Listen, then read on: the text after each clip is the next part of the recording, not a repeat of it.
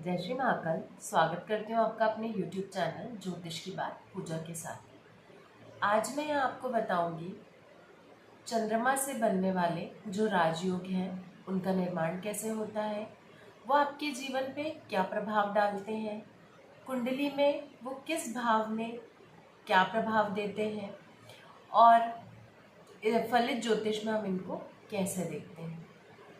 और ये राजयोग जो है इसके पीछे का रहस्य क्या है, क्यों ये राजयोग कहलाए, ये सब चर्चा आज मैं आपसे यहाँ पे करूँगी। देखिए, जो राजयोग है चंद्रमा से बनने वाले सुनफा, अनफा और दुर्धरा, ये कैसे बनते हैं। इनका निर्माण ऐसे होता है कि चंद्रमा जहाँ स्थित है वहाँ से दूसरे भाव में अगर कोई ग्रह बैठे हों, सूर्य, राहु एवं केतु, इन तीनों ग्रहों को छोड़कर, अब इन तीनों ग्रहों को क्यों छोड़ा है हमने ये भी मैं आपको बताऊंगी। पर कौन कौन से ग्रह होने चाहिए? मंगल, बुध, गुरु, शुक्र और शनि। ठीक है, मतलब पापक ग्रह है तो वो भी अगर होंगे तो भी ये राजयोग बनेगा, लेकिन सूर्य, राहु, केतु नहीं होने चाहिए। और ये सुनफा योग हो गया। और जो अनफा योग है वो ऐसे बनता है कि चंद्रमा से द्वादश भाव में, आप इसको ऐसे समझो कि चंद्रमा जहाँ बैठे हैं वहाँ से पिछले भाव में। ठीक है, और जो सुनफा है वो चंद्रमा से अगले भाव में। तो अब मैं आपको इसको उदाहरण से समझाती हूँ कि चंद्रमा मान लीजिए आपके दशम भाव में बैठे हैं, तो नवम भाव में अगर कोई ग्रह है तो ये अनफा योग हो गया, और एकादश भाव में कोई ग्रह है तो ये सुनफा योग हो गया।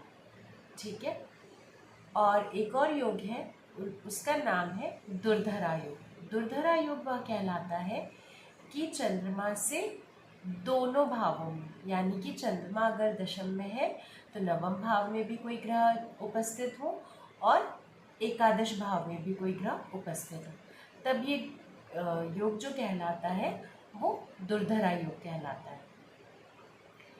अब इसका जैसे जो मैंने आपको निर्माण बताया कैसे होता है, अब इनको राजयोग क्यों कहा हमने? राजयोग मतलब हमने से मतलब जो भी ज्योतिषी हैं उन लोगों ने, जो हमारे ऋषि मुनि रहे हैं, जिन किताबों में मैंने पढ़ा है, तो क्यों कहा, उसका रीज़न ये है कि सबसे अगर चंद्रमा आपके हैं, अब चंद्रमा अगर किसी के नियंत्रण में है तो चंद्रमा अच्छा फल देते हैं। अगर चंद्रमा के दोनों तरफ ग्रह है तो वो बहुत अच्छा फल देते हैं। ठीक है, तो सबसे पहले आप इसको यहाँ ऐसे देखिए कि अगर चंद्रमा के अगले भाव में कोई ग्रह है, अगर चंद्रमा के पिछले भाव में कोई ग्रह है, तो इसका मतलब यहाँ पे कीमद्रुम नामक दुर्योग नहीं है कुंडली में। और अगर कीमद्रुम नामक दुर्योग नहीं है कुंडली में तो आपकी कुंडली बहुत ज़्यादा शक्तिशाली कहलाएगी। आपकी कुंडली जो है उसमें दुर्योग का नाश हो जाएगा, इसलिए इनको राजयोग कहा। अगर कोई भी ग्रह है सूर्य, राहु एवं केतु को छोड़ के, इसका मतलब यही हुआ कि आप अच्छा जीवन जिएंगे।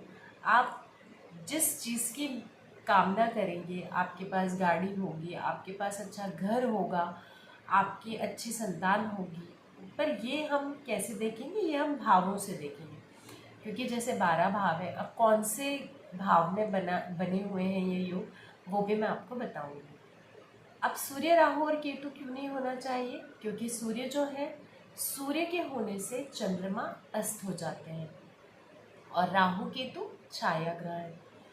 तो मान लो अगर आपकी लग्न में चंद्रमा है और आपको ये मतलब आपके दूसरे भाव में कोई ग्रह है, कोई भी चंद्रमा, मंगल हो गए, बुध हो गए, गुरु, शुक्र, शनि, कोई भी ग्रह है, तो आपका जो लग्न है वो स्ट्रॉन्ग हो गया, आपका जो फर्स्ट हाउस है वो स्ट्रॉन्ग हो गया, आपका व्यक्तित्व जो है वो स्ट्रॉन्ग हो गया।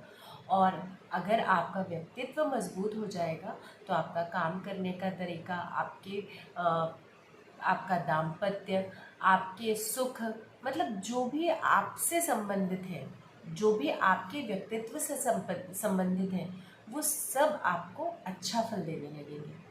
तो अगर कोई ग्रह है तो इसका मतलब आपकी कुंडली में ये योग बन रहे हैं। अगर दोनों साइड कोई ग्रह है तो दुर्धरा, अगले है तो सुनफा, पिछला है तो अनफा।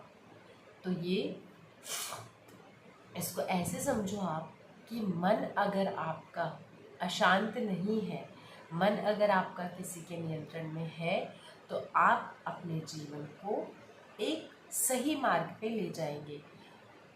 इसलिए ये राजयोग कहलाते हैं। ये जो योग हैं ये काफ़ी लोगों की कुंडली में पाए जाते हैं। ऐसा नहीं है कि ये योग आपको सिर्फ बड़े लोगों की कुंडली में मिलेगा, जो पैसे वाले हैं उन्हीं की कुंडली में मिलेगा।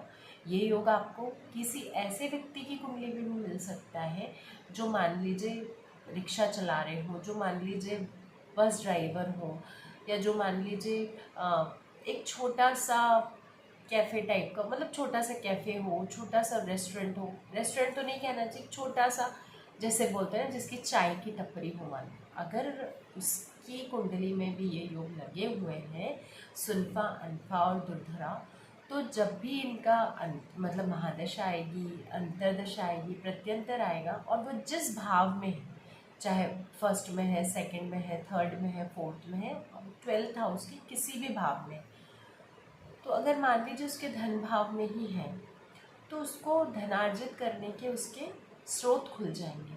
ठीक है, हो सकता है उसकी जो टपरी है वो एक आलीशान होटल में कन्वर्ट हो जाए। कैसे? हम लोग कहते हैं ना, हम जब देखते हैं किसी को तो कहते हैं उनके यहाँ तो इतनी छोटी सी होटल थी उनकी, और आज देखो उनका तो इतना बड़ा रेस्टोरेंट खुल गया। एक छोटी सी चाय की टपरी थी, सिर्फ समोसा, एक समोसा 5 रुपए का, और 2 जलेबी मिलती थी। लेकिन एक टाइम आने के बाद उनका वही टपरी एक अच्छे रेस्टोरेंट में कन्वर्ट हो जाएगी, और हम कहेंगे, मतलब हमने अगर देखा होगा तो हम कहेंगे, हमारे पापा में देखा होगा तो वो बताते हैं अपने मुँह से। तो ये सब प्रभाव होता है। तो सबसे अच्छा तो आप इसको ऐसे ही समझो कि केमद्रुम नामक दुर्योग आपकी कुंडली में नहीं पाया जाएगा, इसलिए इनको राजयोग कहा है।